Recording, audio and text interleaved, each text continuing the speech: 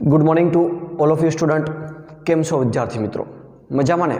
नवुं unit शरू करवा जई रह्या छीए। नवा युनिटनुं नाम छे એટલે 11 યુનિટ શરૂ કરવા જઈ રહ્યા છીએ। 11મા યુનિટનું નામ છે બળ અને દબાણ। તો જે સેકન્ડ યુનિટ એટલે કે નવા જે ક્વિક રિવિઝનની જે વાત કરવામાં આવે છે તે 11મું યુનિટ છે બળ અને દબાણ। એમાં બળ વિશે અને દબાણ વિશે માહિતીઓ મેળવવાની છે। હવે બળ એટલે શું, બળ કેવી રીતના લાગે, દબાણ એટલે શું, દબાણ કેવી રીતના લાગે, વ્યવહારમાં બળ અને દબાણનો ક્યાં ક્યાં ઉપયોગ થાય છે તે બધી માહિતીઓ આપણે મેળવવાની છે। સાતમા ધોરણની અંદર પણ તમે બળ વિશે થોડું ઘણું શીખીને આવ્યા છો।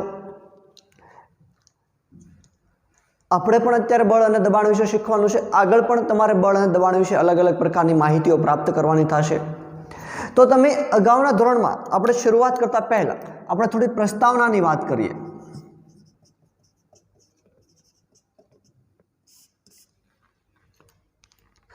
तो तमे अगाउना धोरण એટલે સાતમા ધોરણમાં કોઈ પદાર્થ ગતિ કરતો હોય એના વિશે ખ્યાલ મેળવ્યો હતો। ગતિના પણ અલગ અલગ પ્રકારની વાત કરી હતી, રેખીય ગતિ, વર્તુળ ગતિ। ક્લિયર? કે કોઈ પદાર્થ ફરતો ફરતો કોઈ ફરે, એક કેન્દ્રમાં કોઈ પદાર્થને રાખી અથવા તો કેન્દ્રની ફરતો ફરે અને વર્તુળમય ગતિ કહેવાય। પછી રેખીય ગતિ અથવા તો સુરેખ ગતિ, કોઈ પદાર્થ સીધી દિશામાં ગતિ કરતો હોય તો તેને સુરેખ ગતિ તરીકે ઓળખવામાં આવે છે। આ બધી માહિતીઓ તમે ગયા લેક્ચરની અંદર સાતમા ધોરણની અંદર પ્રાપ્ત કરી હતી। પછી ઝડપ વિશે, તો એકમ સમયમાં પદાર્થે કાપેલા અંતરને ઝડપ તરીકે ઓળખવામાં આવે, એ પણ તમે ખ્યાલ છે। એના એકમની પણ વાત થઈ ગઈ કે અંતર ભાગ્યા સમય, અંતરનો એકમ મીટર, સમયનો એકમ સેકન્ડ। ક્લિયર? ઝડપ એટલે अंतर भाग्या समय। क्लियर? तो एकम समयनी अंदर जे पदार्थ जे अंतर कापे छे तेने झड़प तरीके ओळखवामां आवे छे। हवे अहींया अंतरनो एकम तमे मीटर लई लो, समयनो एकम सेकंड लई लो, तो झड़पनो एकम शुं थाय? Metre by second. क्लियर? आ तमे सातमा धोरणमां बधी माहितीओ प्राप्त करीने आव्या छो। आव्या के नथी आव्या? तो कोई पदार्थ गति में होय, कोई पदार्थ की गति ने बदलवी होय, कोई पदार्थ की दिशा बदलवी होय, कोई पदार्थ की गति ने वधारवी होय के घटाडवी होय, एनी झड़प में वधारो के घटाडो करवो होय तो एनी पर कंईक ने कंईक आपणे बळ लगाड़ता होईए छीए। लगाड़ीए के नथी लगाड़ता? मानी लो कोई फूटबॉलनो दड़ो छे, ए जमीन पर पड्यो छे, एने तमारे गति में लावવો होय तो एने तमे लात मारो छो એટલે કિક मारो छो, पदार्थ फूटबॉल दड़ो छे गति में आवे छे। हवे कोई गोलकीपर होय फूटबॉल दड़ा ने अथवा तो कोई व्यक्ति छे फूटबॉल दड़ो जे गति में जई रह्यो छे ने स्थिर करवो होय तो एने पकड़ी लेशे। એટલે एमां કંઈક ने કંઈક पदार्थने बळ लगाडવું પડતું હોય છે। कोई पदार्थने गति में लाववा माटे बळ लगाडવું પડે, तो कोई पदार्थनी गतिनी दिशाने बदलवा माटे बळ लगाडવું પડે, अथवा तो पदार्थनी गति में आवीने स्थिर करवा माटे बळ लगाडવું પડતું છે। આ બધી માહિતીઓ આપણે જોવાની છે। ક્લિયર? તો હવે પહેલો મુદ્દો આવે છે બળ, ધક્કો કે ખેંચાણ। પહેલો મુદ્દો શું? બળ, ધક્કો કે ખેંચાણ। બળ એટલે શું? બળ એટલે પદાર્થને ધક્કો લગાડવામાં આવે તો ખેંચવામાં આવે તેને બળ તરીકે ઓળખવામાં આવે છે। ક્લિયર? તો પહેલો ટોપિક જોવા જઈ રહ્યા છીએ बळ, धक्को के खेचाण।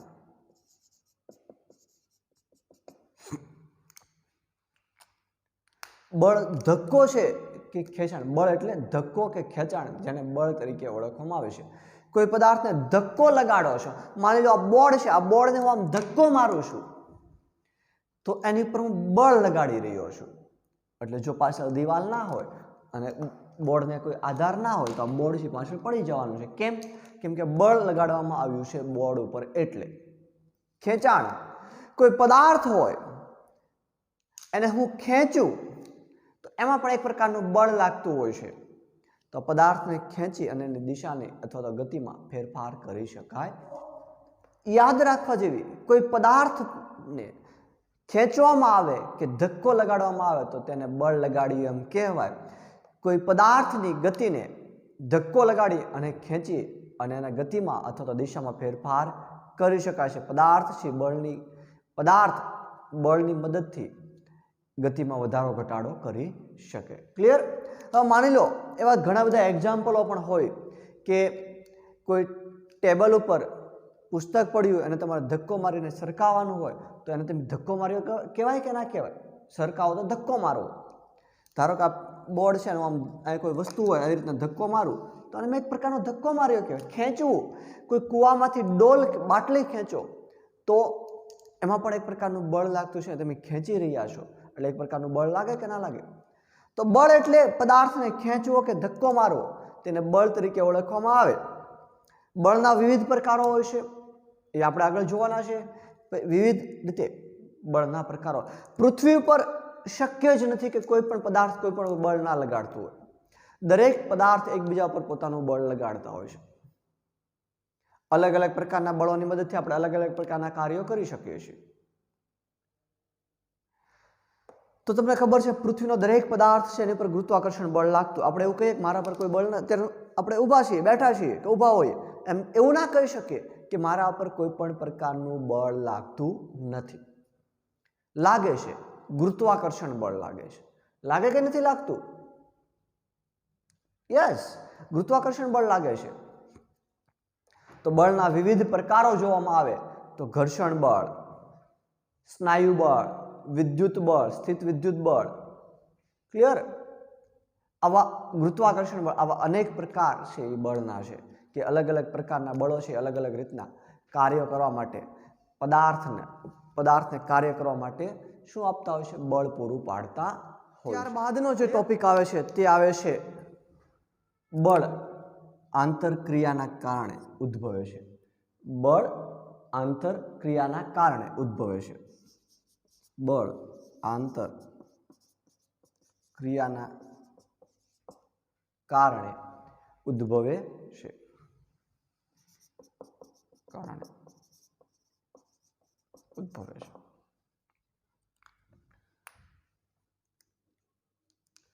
બળ છે એ આંતરક્રિયાના કારણે ઉદ્ભવે કે બે પદાર્થો હોય, એ બે પદાર્થો વચ્ચે જ્યારે આંતરક્રિયા થાય એટલે અંદરો અંદર કંઈ ક્રિયા થાય, આ ક્રિયાના કારણે છે બળ ઉદ્ભવતું હોય છે. એક પદાર્થ બીજા પદાર્થ સાથે આંતરક્રિયા કરે છે, પરિણામે બળ ઉદ્ભવે છે. વાત સમજાણી? કે કોઈ બે પદાર્થ લઈ લો, એ બે પદાર્થો વચ્ચે કોઈ ક્રિયા થાય, બંનેની વચ્ચે કોઈ ક્રિયા થાય ત્યારે બળ છે ઉદ્ભવતું હોય છે અથવા તો ઉત્પન્ન થતું હોય છે. ઉદાહરણ થકી સમજાવવાનો પ્રયત્ન કરીએ. તમે એક ગાડીની પાછળ ઊભા છો, 4 વ્હીલ છે એની પાછળ ઊભા છો. હવે એની પાછળ ઊભા રહો અને ગાડીને બંધ થઈ ગઈ છે, ગાડી અંદર ડ્રાઈવર બેઠો છે, તમે પાછળ ઊભા છો. તો શું તમે ગાડીને હાથ લગાડ્યા વગર ગાડીને ધક્કો મારી શકો ખરા? યસ યા નો? નો.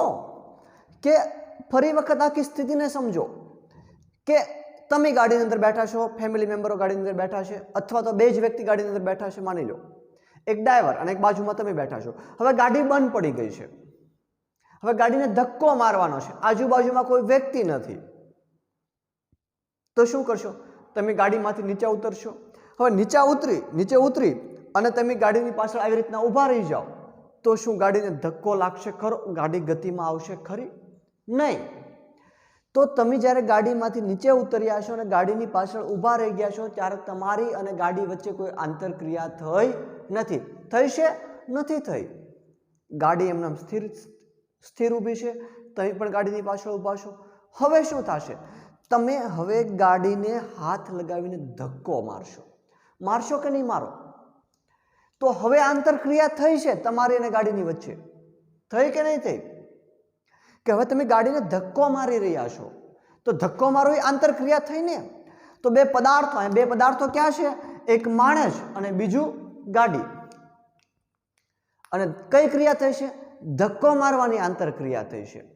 તો એક ગાડી, એક પદાર્થ ગાડી અને બીજો પદાર્થ માણસ, બંને વચ્ચે આંતરક્રિયા, ધક્કો મારવાની થઈ એટલે બળ ઉદ્ભવ્યું. બળ ઉદ્ભવ્યું એટલે ગાડી છે ગતિમાં આવી કે ના આવી? યસ યા નો? ઓકે, તો સમજવાનું છે કે બે પદાર્થો વચ્ચે આંતરક્રિયા, બે પદાર્થો વચ્ચે આંતરક્રિયા થવી જરૂરી છે તો બળ ઉદ્ભવે. ઉદ્ભવ્યું ના ઉદ્ભવ્યું કે ભાઈ બે પદાર્થો વચ્ચે આંતરક્રિયા થાય એટલે ગાડી અને આપણે ધક્કો મારી, આંતરક્રિયા કઈ થઈ? ધક્કો લગાવવાની, તો બળ ઉદ્ભવ્યું અને ગાડી છે ગતિમાં આવી. એ પહેલા ગાડી ગતિમાં નહોતી કારણ કે બળ ત્યારે ઉદ્ભવ્યું નહોતું. કેમ? તમે ધક્કો નહોતો માર્યો, તમે ગાડીમાંથી ઉતરી અને ગાડીની પાછળ ઊભા રહી ગયા ત્યારે ગાડી અને તમારી વચ્ચે આંતરક્રિયા થઈ નહોતી. ત્યારબાદ સેકન્ડ જોઈએ કે આજે બે પદાર્થો વચ્ચે આંતરક્રિયા થાય અને એ ક્યાંમાં પરિણમે છે? બળમાં પરિણમે. તો આપણે આગળ હમણાં ડેફિનેશન જોઈ કે કોઈ પણ પદાર્થને ધક્કો મારવો કે ખેંચવું તેને બળ કહે છે. તો આમાં ગાડીને તમે શું કર્યું? ધક્કો માર્યો ને, તો એક પ્રકારનું બળ લગાડ્યું એટલે સ્થિર સ્થિતિમાં રહેલી જે ગાડી છે ગતિમાં આવી ગઈ. યસ યા નો? ઓકે, સેકન્ડ એક્ઝામ્પલ જોઈએ તો બે ફ્રેન્ડ હોય છે, એ ફરફદુડી ફરી રહી છે અને એકબીજાને હાથથી આમ જોડી અને ફરતી ફરફદુડી ફરે છે. તો એવા ધક્કો નથી મારતી, એકબીજાને શું કરે છે? ખેંચે છે. હાથ એકબીજાને ખેંચે છે એટલે બંને ફ્રેન્ડ એકબીજાને ખેંચવાની જે ક્રિયા છે આંતરક્રિયા છે, જેના કારણે બળ ઉદ્ભવ્યું અને એની શું થઈ છે? રોટેશન એટલે ભાઈ શું થયું છે? ગતિમાં આવી છે. રોટેટ થઈ એટલે ગતિમાં આવી. ક્લિયર?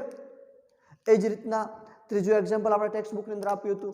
એક વ્યક્તિ છે ગાયને અથવા તો કોઈ પશુ હોય, પ્રાણી હોય એને ખેંચી રહ્યો છે, તો ખેંચવું એટલે પણ બળ ઉદ્ભવ્યું કે ના ઉદ્ભવ્યું? યસ યા નો? તો ખેંચી રહ્યો છે જેના કારણે એ ગાય છે આગળ ધપી રહી છે કે કોઈ પણ પ્રકારનું પ્રાણી હોય આગળ ધપી રહ્યું છે. ક્લિયર?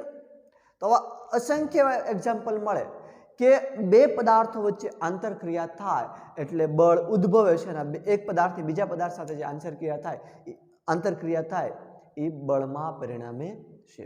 ક્લિયર? ઓકે બાળકો, હવેનો જે ટોપિક આવે છે તે જોઈએ.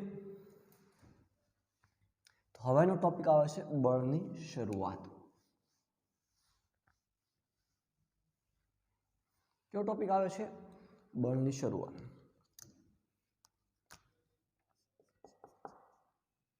બળની શરૂઆત. ક્લિયર? બળની શરૂઆત નામનો ટોપિક આવે છે. તો બળ કોને કહેવાય એ ડેફિનેશન આપણે જોઈ ગયા. હવે આગળ થોડી એક્સ્ટ્રા માહિતી લઈએ તો બળને એફ સંજ્ઞા વડે દર્શાવવામાં આવે છે. બળને એફ વડે દર્શાવાય. બળની સંજ્ઞા કઈ છે? એફ. બળ બરાબર ફોર્સ એટલે એફ. એફ સંજ્ઞા વડે દર્શાવવામાં આવે છે. બળના એકમની વાત કરવામાં આવે, એકમ તો આવે છે ન્યૂટન. બળનો એકમ શું?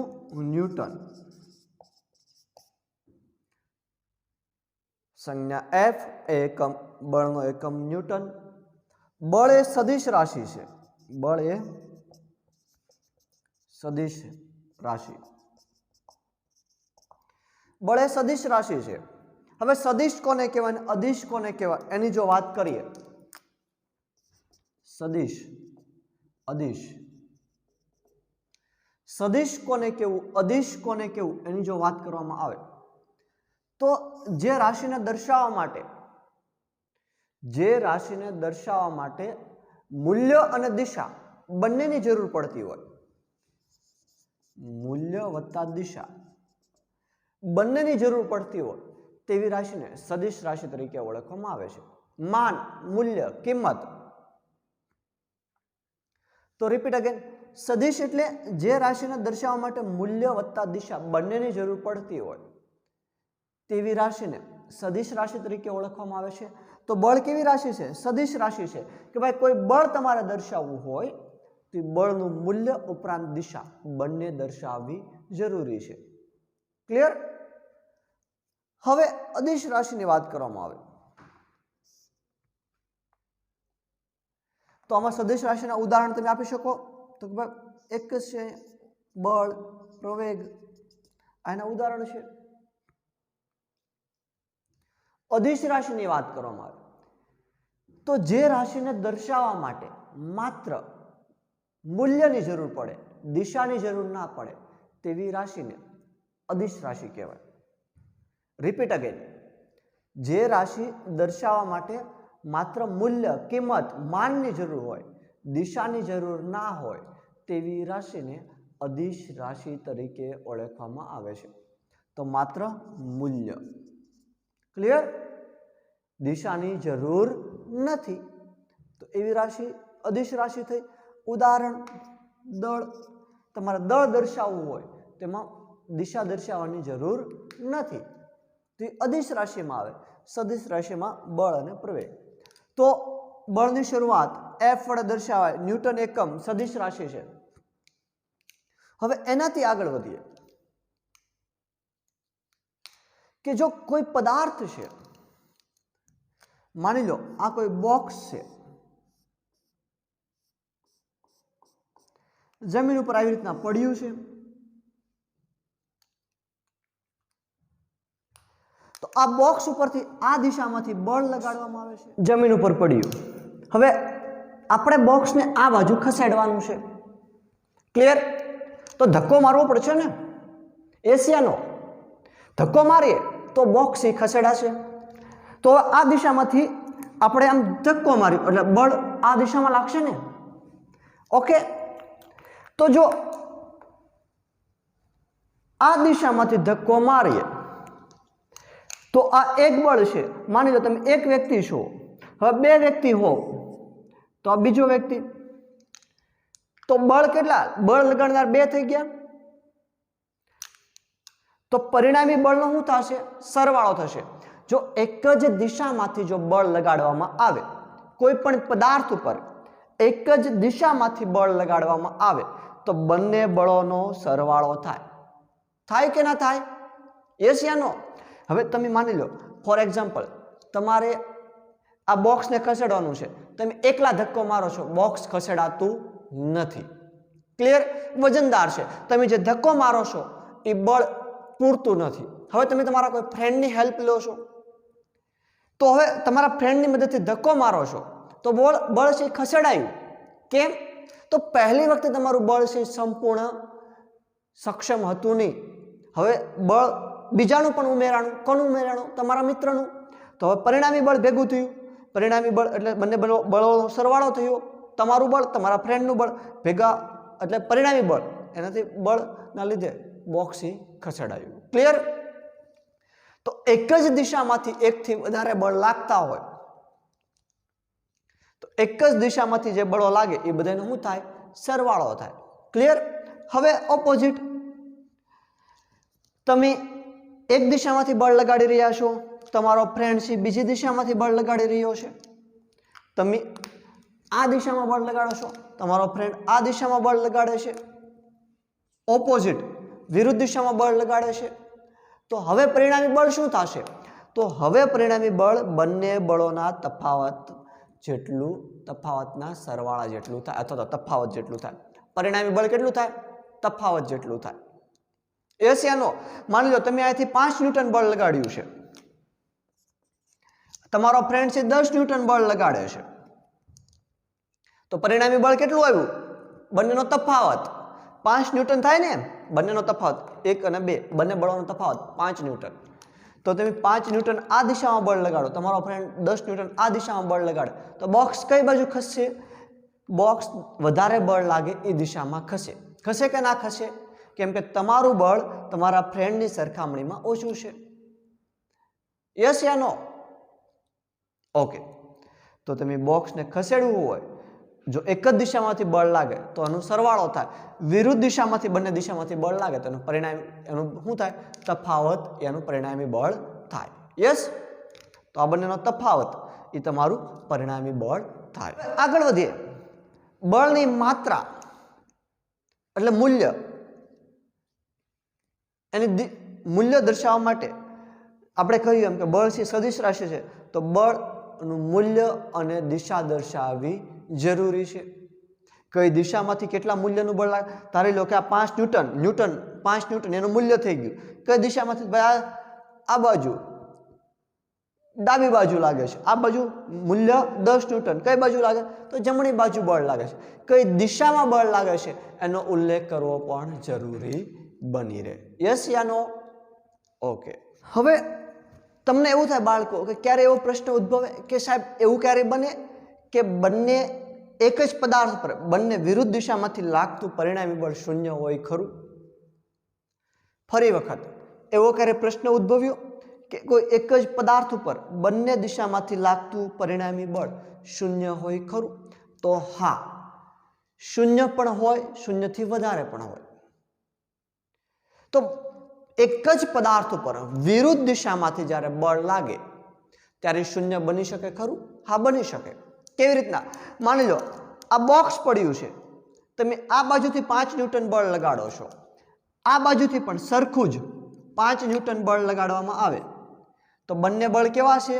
સમાન છે કે નથી? તો એનું પરિણામી બળ શું થશે? શૂન્ય થશે ને. કારણ કે આપણે વિરુદ્ધ દિશામાંથી જે બળ લાગે એના પરિણામી બળ શું થાય? બંને બળોનો તફાવત જેટલો. તો આનું પરિણામી, તો બાળકો પરિણામી બળ શું થાય? તો પરિણામી બળ શું થાય? 5 - 5 તફાવત એટલે શૂન્ય. તો એવું બની શકે કે જ્યારે એક જ પ્રકારના એક સમાન બળ જ્યારે વિરુદ્ધ દિશામાંથી લાગતા હોય અને બંનેનું મૂલ્ય સમાન હોય તો આવનારું પરિણામ બળ એટલે કે જે તફાવત છે શૂન્ય બની શકે. ક્લિયર? તો ઘણી વખત પરીક્ષામાં આવો પ્રશ્ન આવે કે શું વિરુદ્ધ દિશામાંથી લગાડેલા પરિણામી બળ ક્યારે શૂન્ય બને ખરા? તો હા, શૂન્ય બને. ક્લિયર? હવે બળના મૂલ્યમાં કે દિશામાં જો ફેરફાર કરવામાં આવે તો તેની અસર ઉત્પન્ન થાય. કોઈ પદાર્થ છે એની પર અમુક મૂલ્યનું બળ લગાડો છો, અમુક દિશામાં લઈ જાઓ છો. હવે આ મૂલ્ય અને દિશા જો બદલાવવામાં આવે તો પદાર્થ ઉપર તેની અસર જોવા મળે. ક્લિયર? ઓકે બાળકો, હવે નવો ટોપિક આવે છે. બળ પદાર્થની ગતિની અવસ્થા બદલી શકે છે. ન્યૂ ટોપિક આપણો કે બળ છે પદાર્થની ગતિની અવસ્થા છે બદલી શકે.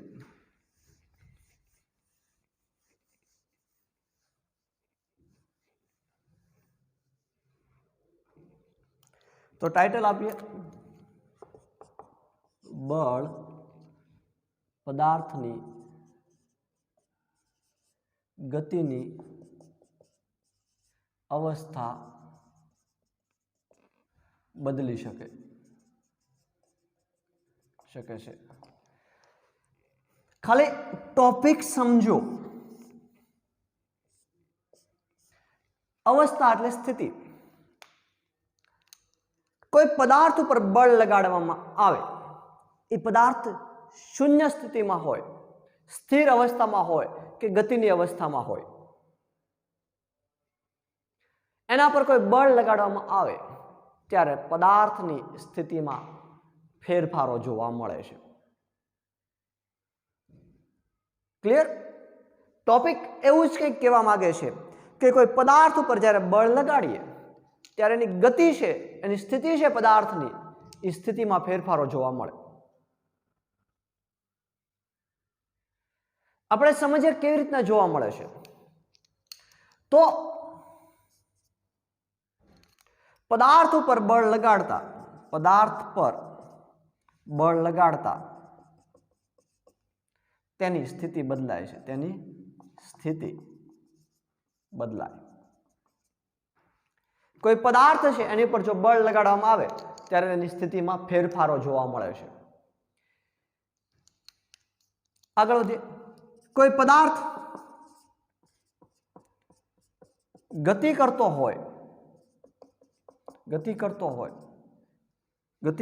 હોય અને તે જ દિશામાં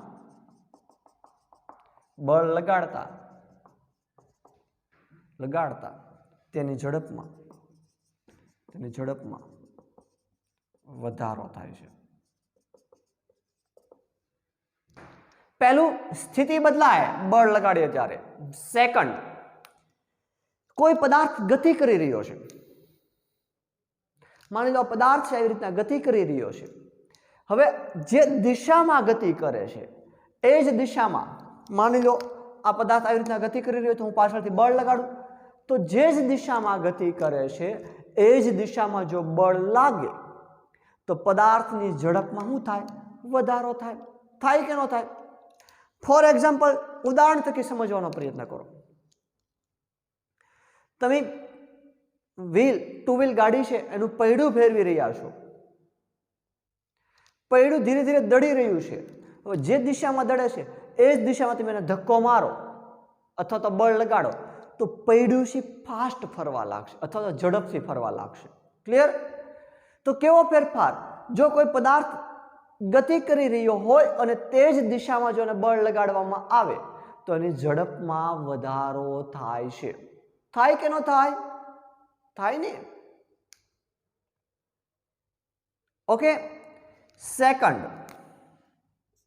થર્ડ, કોઈ પદાર્થની ગતિની વિરુદ્ધ દિશામાં બળ લગાડતા ઝડપમાં ઘટાડો.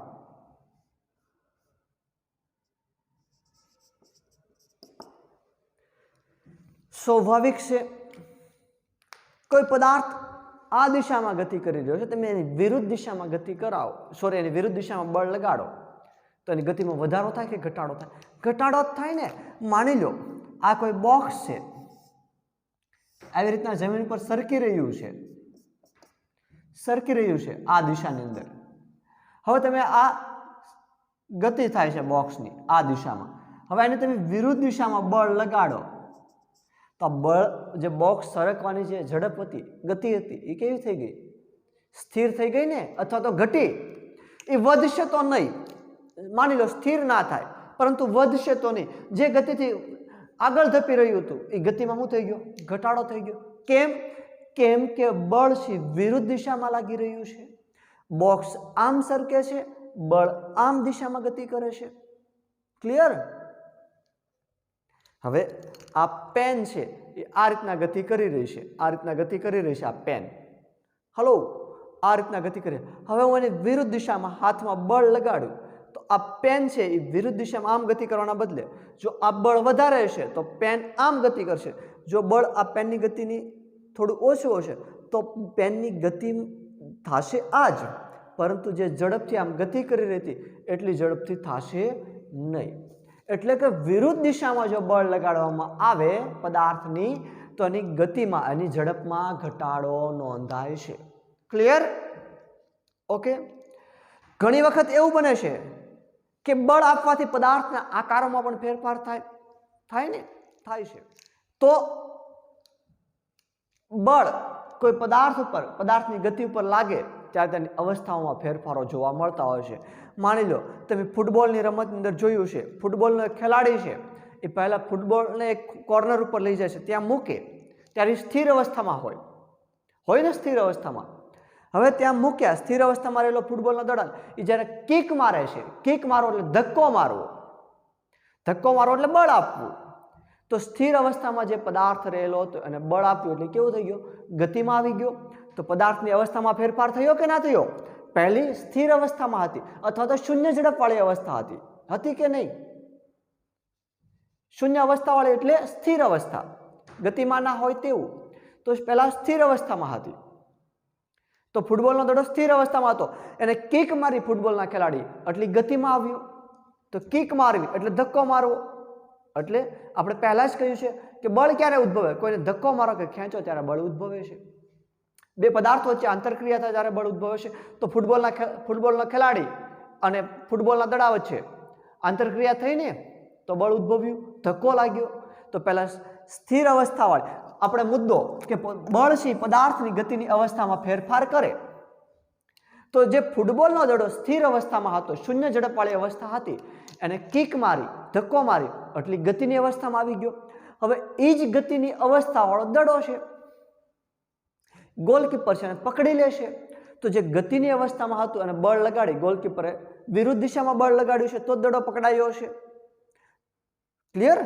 તો હવે એને પાછી સ્થિર અવસ્થામાં આવી ગઈ, કિક મારી સ્થિર અવસ્થામાં રહેલી શૂન્ય ઝડપવાળી અવસ્થામાં રહેલો દળ અને કિક મારી તો ગતિમાં આવ્યો, ગોલકીપરે પકડ્યો તો ફરી પાછી સ્થિર અવસ્થામાં આવી ગયો કે ના આવી ગયો? તો આમ બળ લગાડવાથી પદાર્થના અવસ્થાઓની અંદર તમે ફેરફાર કરી શકો છો. ક્લિયર? બળ લગાડવાથી પદાર્થની દિશામાં પણ તમે ફેરફાર કરી શકો. કરી શકાય કે ન કરી શકાય? એ પણ ફૂટબોલની રમતની અંદર સાંકળી લો કે એક ખેલાડી છે પોતાના પગ મારફતે દડાને એક દિશામાં ધકેલી રહ્યો છે, તો ઓપોઝિટ ખેલાડીઓ છે, વિરુદ્ધ ટીમના ખેલાડીઓ છે, ફરી પાછી કિક મારી અને દડાની દિશા બદલી નાખે. બદલે કે નહીં? માની લો આવી રીતના કોઈ ફૂટબોલનું મેદાન હોય કે નહીં? હવે દડો અહીંથી કોઈક મારે છે, આ ટીમનો ખેલાડી છે, આ બધા એ દડાને આ દિશામાં લઈ જતા હોય, આ ટીમના ખેલાડીઓ શું કરે છે? આ દિશામાં લાવતા હોય દડાને. લાવે કે નથી લાવતા? તો કિક મારે છે, બળ આપે છે, એટલે પદાર્થ છે પોતાની ગતિની અથવા તો પોતાની દિશા પણ બદલે છે. બદલાય કે ન બદલાય? તો બળના કારણે પદાર્થની અવસ્થામાં ફેરફાર કરી શકાય છે, પદાર્થની દિશામાં પણ ફેરફાર કરી શકાય બળની મદદથી. થાય કે ન થાય? થાય ને? ઓકે, તો આ વાત થઈ બળ પદાર્થની ગતિની અવસ્થામાં કેવી રીતના ફેરફાર કરી શકે. આગળ વધીએ. જરૂરી નથી કે દરેક વખતે બળ આપવાથી પદાર્થની અવસ્થામાં ફેરફાર થાય તે. ફરી વખત, એવું જરૂરી નથી કે કોઈ પદાર્થ ઉપર બળ લગાડવામાં આવે તો તેની અવસ્થામાં ફેરફાર થાય. ગતિમાન પદાર્થ સ્થિર થાય, સ્થિર પદાર્થ ગતિમાન થાય, એ જરૂરી નથી. ક્લિયર? કેમ છે જરૂરી નથી? તો એ પદાર્થની અવસ્થા ફેરવવા માટે આપણું બળ છે કેપેબલ નથી, પૂરતું નથી. એટલા માટે એમાં કોઈ પણ પ્રકારનો ફેરફાર આવી શકે નહીં. માની લો આપણે ઉદાહરણ થકી સમજીએ, આ દિવાલ છે, બોર્ડની પાછળ દિવાલ છે. હવે હું આમ ધક્કો લગાવું છું, બોર્ડ ઉપર આમ ધક્કો મારું છું, તો આ બોર્ડ અને દિવાલ ગતિમાં આવવું જોઈએ કે ના આવવું જોઈએ? આવવું જોઈએ ને. પરંતુ આમ ધક્કો મારવાથી ના તો બોર્ડ ગતિમાં આવ્યું કે ના તો દિવાલ ગતિમાં આવી. બંને સ્થિર અવસ્થામાં છે. ધક્કો મારવામાં આવે હાથની મદદથી તો પણ એ સ્થિર અવસ્થામાં છે. કેમ આમ? તો મારા દ્વારા જે બળ લગાડવામાં આવી રહ્યું છે એ બળ છે એ આ બંને પદાર્થોને ગતિમાં લાવવા માટે સક્ષમ નથી. ક્લિયર? હવે એ જ જગ્યાએ હું અહીં મોટું જેસીબીના પાવડાની મદદથી જોરદાર આમ ધક્કો મારી દો તો શું આ દિવાલ ટકી શકે ખરી? પડી જાય, ગતિમાં આવી જાય ને. તો કોઈ પદાર્થની અવસ્થા બદલાવવા માટે બળ પણ સક્ષમ હોવું જરૂરી છે, તો પદાર્થની અવસ્થા બદલાય. હવે ઘરે પણ એક્ઝામ્પલ લઈ લો, કોઈ બોક્સ હોય મોટું, એની અંદર ઘણા બધા ભારે વસ્તુ ભરી દો અને પછી તમે ધક્કો મારવાનો પ્રયત્ન કરો તો તમે ધક્કો લગાવી શકતા નથી. સ્થિર અવસ્થામાં રહેલું બોક્સને તમે આગળ ધપાવી ના શકો. કેમ? કે તમારું બળ જે લાગી રહ્યું છે એ પદાર્થની ગતિની અવસ્થા બદલાવવા માટે પૂરતું નથી. પરંતુ તમારા 3-4 ફ્રેન્ડની મદદ લો. હવે પાછી મદદ કઈ રીતના લેવાની છે? બધા જ ફ્રેન્ડ એક જ દિશામાં બળ લગાડતા હોય જરૂરી છે. આમાં એવું થાય કે કોઈ ગાડીને ધક્કો મારવાનું કહીએ ને તો 2 જણા આગળથી ધક્કો મારતા હોય, 2 જણા પાછળથી ધક્કો મારતા હોય. 4 વ્હીલ કોઈ આપણી ગાડી હોય, આપણે કે ધક્કો મારવાનું છે એટલે મૂર્ખના સરદારો બધા શું કરે? 2-4 જણા હોય તો 2 આગળથી ધક્કો મારે, 2 પાછળથી ધક્કો મારે તો ગાડી હલે નહીં. કેમ? કે જે આગળથી ધક્કો મારે છે તેના બળની દિશા વિરુદ્ધ થઈ ગઈ અને જે પાછળથી ધક્કો મારે છે એના બળની દિશા પણ વિરુદ્ધ થઈ ગઈ. વાત સમજાણી મેં શું કહ્યું? તો ગાડી ના દોડી શકે નહીં ગાડી, કેમ કે વિરુદ્ધ દિશામાં બળ લાગી રહ્યા છે. એ જ ગાડીને જો એક જ દિશામાં ધક્કો મારો તો ગાડી દડે. એ જ રીતના તમારે તમારા ફ્રેન્ડની મદદ લેવાની છે બોક્સ ખસેડવા માટે. તો જે 3-4 ફ્રેન્ડ છો એને એક જ દિશામાં ધક્કો મારવાનો છે. પછી જગ્યાના અભાવના આપણે કહે ભાઈ તમે 2 જણા આ બાજુ આવી જાઓ અને 2 જણા સામેની બાજુ આવી જાઓ તો દિશા બદલાઈ જશે બળ લાગવાની અને બોક્સ ખસશે નહીં. તો તમારે બોક્સને ખસેડવું છે, સ્થિર અવસ્થામાં રહેલું બોક્સને ગતિમાં લાવવું છે તો એક જ દિશામાંથી બળ લગાડવાનું છે. ક્લિયર? કે જેથી કરીને તમારું બળ પૂરતું થાય જે બોક્સની અવસ્થા છે એને ફેરવવા માટે. ઓકે, હવે નેક્સ્ટ ટોપિક આવે છે બળશી પદાર્થનો આકાર પણ બદલી શકે છે. એ આપણે જોવા જઈ રહ્યા છીએ. બળશી પદાર્થનો આકાર બદલી શકે એ તમે અનુભવ્યું પણ હશે.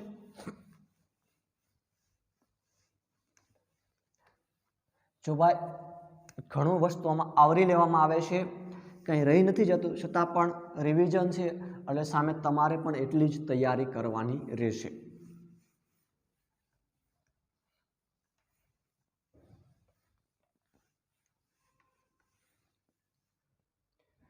તો નેક્સ્ટ ટોપિક આવે બળ પદાર્થનો આકાર બદલી શકે છે.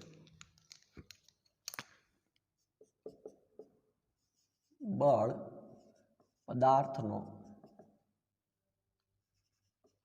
પદાર્થોના આકાર બદલી શકે. ક્લિયર? આ નવો ટોપિક આપણો કે કોઈ બળ લગાડવામાં આવે કોઈ પદાર્થ ઉપર તો એની ગતિની અવસ્થામાં તો ફેરફાર થાય. અમુક પદાર્થો એવા છે કે એના આકારોમાં પણ ફેરફાર થાય. તો નવો ટોપિક જોવા જઈ રહ્યા છીએ. હમણાં આપણે બળની વાત કરી કે ભાઈ બળ છે પદાર્થની ગતિમાં ફેરફાર કરી શકે, પદાર્થની ગતિની ઝડપમાં વધારો કરી શકે, પદાર્થની ગતિની ઝડપમાં ઘટાડો કરી શકે, પદાર્થની દિશા બદલી શકે. એવી જ રીતના બળ લગાડવાથી પદાર્થની સ્થિતિમાં અવસ્થામાં ઘણા પ્રકારના ફેરફારો થાય. તો એક ફેરફાર થાય કે ભાઈ બળ લગાડવાથી બળ લાગવાથી પદાર્થના આકારમાં ફેરફાર થાય છે. બળ લાગવાથી પદાર્થના આકારમાં પણ ફેરફાર થાય છે. તો ઘણી વખત બળ લાગવાથી એકથી વધારે અસરો પણ પદાર્થ ઉપર ઉદ્ભવતી હોય છે. પણ બળ લાગવાથી પદાર્થના આકારમાં કેવી રીતના ફેરફાર થાય એની વાત કરીએ તો રોટલીનો લોટ બાંધેલો હોય, બરોબર, એમાંથી તમે બળ લગાડી અને રોટલી બનાવી શકો. બનાવો કે નથી બનાવતા? તો આકારમાં ફેરફાર થયો કે નહીં? રોટલીનો લોટ હોય છે, એ નાનો એવો પિંડો હોય એને તમે બળ લગાડી અને આખી ગોળાકાર મોટી રોટલી બનાવો છો. તો એમાં બળ લગાડો કે એમ નામ થઈ જાય છે? બળ લગાડીએ જ ને. ઓકે. કોઈ રબરનો દડો હોય, ટેબલ ઉપર પડ્યો હોય, એને તમે હાથ વડે આમ દબાવી દો છો ઘણી વખત, તો એને આકારમાં ફેરફાર થયો કે ના થયો? યસ યા નો? ત્યારબાદ કોઈ ફુગ્ગો હોય, એ ફુગ્ગો ફૂલેલો હોય ત્યારે એનો આકાર અલગ હોય. હવે બે હાથ વડે દબાવી અને ફૂટે ની રીતના ધીરે ધીરે દબાવો, એટલે દબાવો એટલે બળ આપો, તો એના આકારમાં ફેરફાર થાય છે કે નથી થતો? તો આમ બળ લગાડવાથી પદાર્થના આકારોમાં પણ ફેરફાર થાય. તો જરૂરી નથી કે દરેક પદાર્થ ઉપર બળ લાગે અને દરેક પદાર્થના આકારમાં ફેરફાર થાય. અમુક પદાર્થો એવા છે જેના આકારમાં ફેરફાર ના થાય.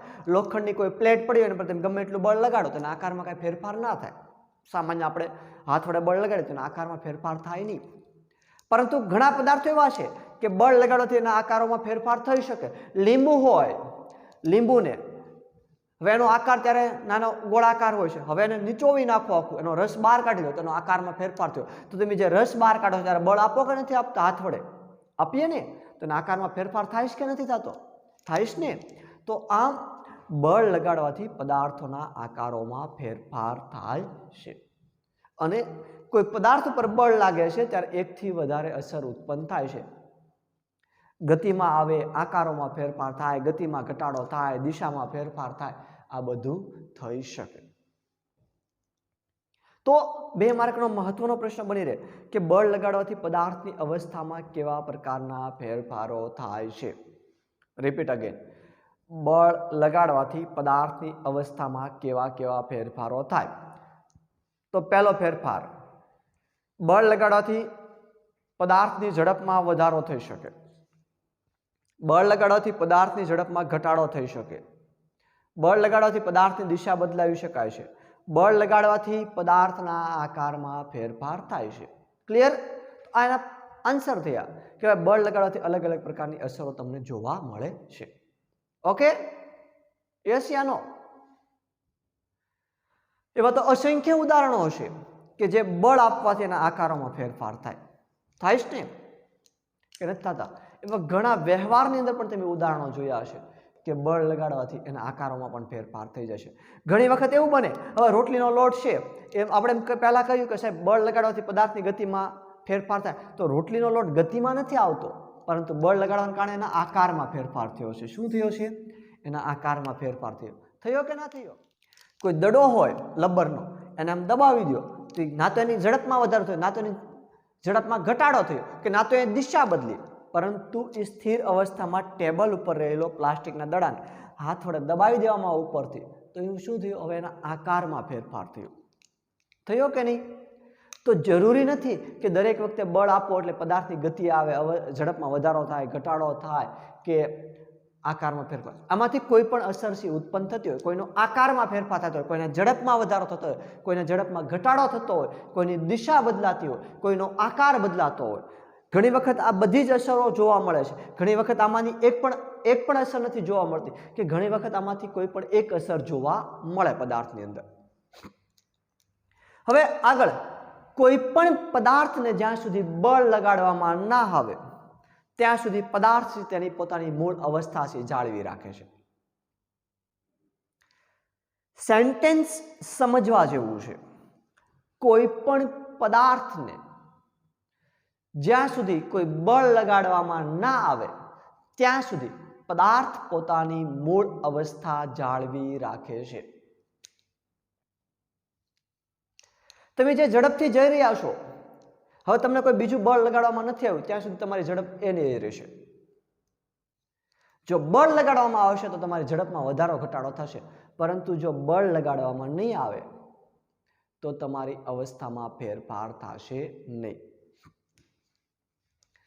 એનાથી ઓપોઝિટ, કોઈ પણ પદાર્થને ગતિ કરાવવા માટે, આકાર બદલાવવા માટે, અથવા તો ઝડપમાં વધારો કરાવવા કે ઝડપમાં ઘટાડો કરાવવા કે આકાર બદલાવવા માટે બળ આપવું જરૂરી છે.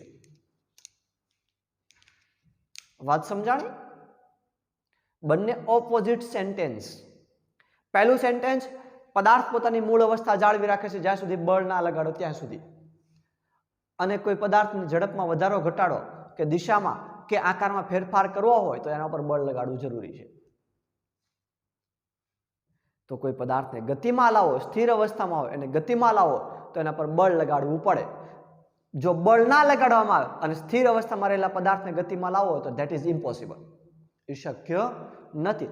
કોઈ સ્થિર અવસ્થામાં રહેલો પદાર્થ છે અને તમારે ગતિની અંદર જ લાવવાનો છે તો તમારે એના પર 100% બળ લગાડવું જ પડે. કોઈ ગતિમાં જઈ રહેલો પદાર્થ છે એને સ્થિર કરવો છે તો પણ તમારે એની પર બળ લગાડવું પડે. કોઈ પદાર્થનો આકાર બદલાવવો છે તો એ પદાર્થના આકાર બદલાવવા માટે તમારે એની પર બળ લગાડવું જરૂરી છે. યસ યા નો? તો બળ પદાર્થની અવસ્થામાં ફેરફાર કરે છે, અને જો બળ ના લગાડવામાં આવે તો પદાર્થ પોતાની મૂળ અવસ્થા જાળવી રાખે છે. ક્લિયર? તો બાળકો, આ સાથે જ આપણું હાફ યુનિટ બળ અને દબાણ અહીંયા પૂર્ણ થાય છે. નેક્સ્ટ લેક્ચરમાં વધેલા જે ટોપિકો છે એ આપણે જોઈશું. તો આજે જે ભણ્યા છીએ અને ફરી એક વખત યાદ કરી લઈએ તો શરૂઆતમાં આપણે બળની પ્રસ્તાવના જોઈ હતી, પછી બળ કોને કહેવાય એ ડેફિનેશન જોઈ હતી કે બળ એટલે ખેંચવું કે ધક્કો મારો, એને બળ તરીકે ઓળખવામાં આવશે. ત્યારબાદ આપણે જોયું હતું કે બે પદાર્થો વચ્ચે આંતરક્રિયા થાય એના કારણે બળ ઉદ્ભવે છે. એમાં આપણે કારનું, પછી ગાય અને વ્યક્તિનું ઉદાહરણ લયું હતું, બે ફ્રેન્ડ એકબીજા પ્રતિ ફરફદોડી ફરે છે એનું ઉદાહરણ લયું હતું કે ભાઈ કોઈ પદાર્થ છે એ ત્યારે જ બળ ઉદ્ભવે છે જ્યારે બે પદાર્થ વચ્ચે આંતરક્રિયા થાય. ક્લિયર? એ ટોપિકની આપણે વાત કરી હતી. ત્યારબાદ આપણે બળની શરૂઆતની વાત કરી. બળ કેવી રીતના? બળની શરૂઆત તો કોઈ પદાર્થ ગતિમાન હોય એની ઝડપમાં ફેરફાર કરવો હોય તો બળ લગાડવું પડે, એની બધી વાત કરી હતી. ત્યારબાદ આપણે વાત કરી હતી બળ પદાર્થની ગતિની અવસ્થા બદલી શકે, એ પણ બધી વાત કરી હતી. બળ પદાર્થનો આકાર બદલી શકે એ મુદ્દાની આપણે વાત કરી કે કોઈ પણ પદાર્થનો આકાર બદલાવો હોય તો તેના પર બળ લગાડવું જરૂરી છે. તો બાળકો, આ બધા ટોપિકોની આપણે વાત કરી હતી. આ ટોપિકોમાંથી મહત્વના કેવા પ્રશ્નો બની રહે એની જો વાત કરવામાં આવે તો પહેલો પ્રશ્ન બને બળ એટલે શું? ડેફિનેશન આપો. બીજો પ્રશ્ન બને કે બે પદાર્થો વચ્ચે આંતરક્રિયા થઈ અને બળ ઉદ્ભવે છે, સમજાવો. થર્ડ ક્વેશ્ચન આવે કે બળ પદાર્થની અવસ્થામાં ફેરફારો કરી શકે છે. પછીનો પ્રશ્ન આવે કે બળની શરૂઆત મીન્સ કે બળ પદાર્થના આકારમાં પણ ફેરફાર કરી શકે છે, સમજાવો. ત્યારબાદ પ્રશ્ન આવે કે બળ સદિશ રાશિ શા માટે કહેવામાં આવે છે, સમજાવો. આવા અલગ અલગ પ્રકારના પ્રશ્નો છે આવી શકે. તો આપણા લેક્ચર અહીં સુધી રાખીએ છીએ. Thank you very much.